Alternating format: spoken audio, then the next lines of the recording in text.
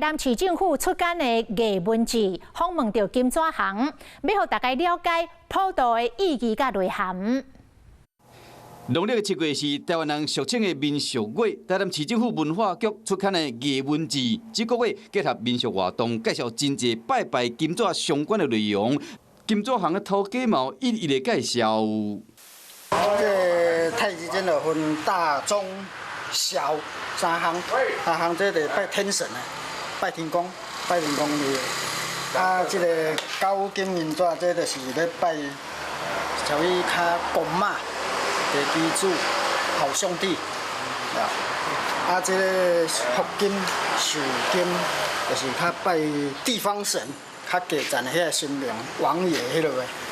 除了结合中原普渡的元素，嘛将新营都市传说中的庙宇重新介绍，其中嘛特别报道传统文化看望歌，好不共世代人认捌这个民间艺术。希望讲好乡亲对民俗有无共款的体会甲想法，嘛照这个方式重新去了解普渡的意义甲内涵。Hello， 我是张新文。想要抢先掌握最及时的新闻资讯吗？赶快订阅、按赞、开启小铃铛，锁定华视新闻 YouTube 频道。